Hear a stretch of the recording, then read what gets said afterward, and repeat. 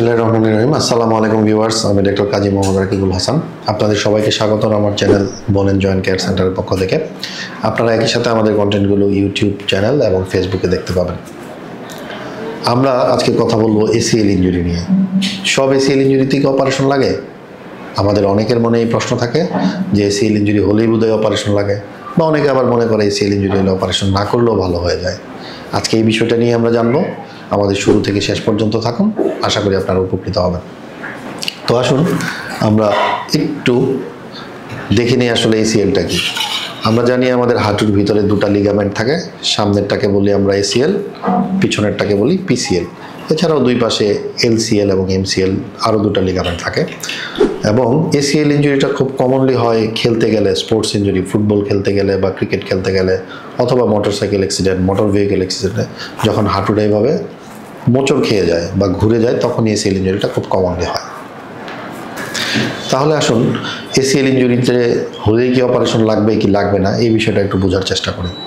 Operation লাগবে কি লাগবে না জিনিসটা কয়েকটা ফ্যাক্টরের উপর নির্ভর করে। যেমন রুগীর বয়সটা কত, রুগী কি অ্যাক্টিভ পারসন না ওল্ড পারসন, এসিএল ইনজুরিটা কতটুকু হলো, পুরোপুরি ছিঁড়ে গেল না আংশিক ছিল, এসিএল ইনজুরির সাথে অন্য কোনো লিগামেন্টো ইনজুরি আছে কিনা, তার হাঁটুটা কি ইনস্টেবল মানে হাঁটতে গেলে ঘুরে যায় কিনা, পড়ে যায় কিনা, এবং সর্বশেষে রুগীর ইচ্ছা, রুগী আসলে অপারেশনটা করতে চায় কি চায় না। প্রথমে জেনে নেই কখন আমরা অপারেশন না করলেও হবে, বা এসিএল ইনজুরি না করলেও চলে। আমরা অনেকেই ভাবি আমার এসিএল ইনজুরি হলো আমি বোধহয় শেষ, আমার জীবন শেষ। আসলে ধারণাটা একদমই ভুল।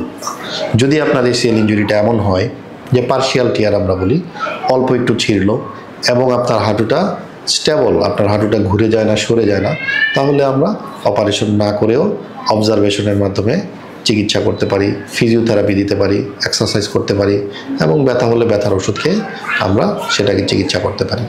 এবং আপনি যদি এমন হন যে আপনি একজন বয়োবৃদ্ধ মানুষ, বয়স্ক মানুষ, আপনার আসলে অত বেশি অ্যাক্টিভিটিস নাই, তাহলে আমরা কনজারভেটিভলি চিকিৎসা করতে পারি। এখন আসুন জানি কখন আমাদেরকে অবশ্যই অপারেশন করতে হবে বা অপারেশন করা উচিত। প্রথমত, আপনি যদি একটা ইয়াং অ্যাক্টিভ লোক হন, আপনার যদি প্রচুর হাঁটুর কাজ থাকে, বা আপনি যদি একটা স্পোর্টসম্যান হন, তাহলে অবশ্যই আপনার অপারেশন করে ফেলা উচিত। না করলে যেটা হবে, আপনার এক হাঁটু তো অলরেডি দুর্বল হয়ে গেছে, এই হাঁটুর জন্য আপনি অপর যে হাঁটু সেটার উপর চাপ বেশি করে দিবেন বা সেটার ব্যবহার বেশি করবেন, ধীরে ধীরে ওই হাঁটুটাও ক্ষয় হতে থাকবে।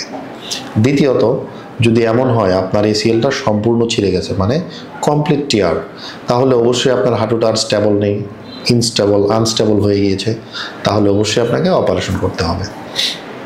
এবং মনে রাখবেন, যদি এসিএল ইনজুরির সাথে মাল্টি লিগামেন্ট ইনজুরি, মানে আশেপাশের অন্য লিগামেন্টও ছিঁড়ে গেছে, এমসিএল বা এলসিএল, এই লিগামেন্টগুলো ইনজুরি থাকে, তাহলেও আমাদেরকে অবশ্যই অপারেশনটা করে ফেলতে হবে। ডিয়ার ভিউয়ার্স, এতক্ষণ আমরা শুনলাম যে আসলে কখন অপারেশন করা উচিত, কখন উচিত নয়। তবে অবশ্যই মনে রাখবেন, যদি আপনি অপারেশন করার মতো হয়ে থাকেন, অবশ্যই আপনাকে অপারেশন করে ফেলতে হবে। এটা নিয়ে কোনো কৃপণতা নয়, এটা নিয়ে কোনো আলসেমি নয়। যদি আপনি সময় মতো অপারেশনটা না করেন, তাহলে যেটা হবে, আপনার হাঁটুটা ধীরে ধীরে ক্ষয় হতে থাকবে, অস্টিওআর্থ্রাইটিস খুব দ্রুত হয়ে যাবে। আপনার যেই হাঁটু ক্ষয় হওয়ার কথা 60 বছর বয়সে, সেই হাঁটু আপনার 30 বছর বয়সে ক্ষয় হয়ে যাবে। তাহলে আপনার কর্মদক্ষতা কমে যাবে এবং ভবিষ্যৎ জীবনটা আপনার জন্য সুখকর হবে না। লিগামেন্ট ইনজুরি, বিশেষ করে যদি এসিএল ইনজুরি হয় এবং সেটা যদি অপারেশন করার মতো হয়, তাহলে আমরা অবশ্যই অপারেশনটা করে ফেলবো। তো ডিয়ার ভিউয়ার্স, মনে রাখবেন, লিগামেন্ট ইনজুরি বা এসিএল ইনজুরি মানেই অচল হয়ে যাওয়া নয়।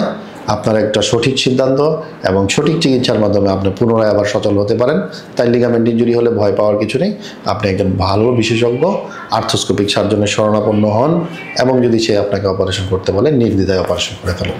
ধন্যবাদ, ভালো থাকবেন সবাই। তো ডিয়ার ভিউয়ার্স, এতক্ষণ আমাদের সাথে থাকার জন্য ধন্যবাদ সবাইকে।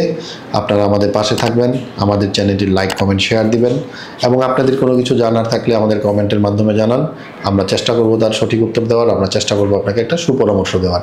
সবাই ভালো থাকবেন, সুস্থ থাকবেন। Be dynamic, be healthy.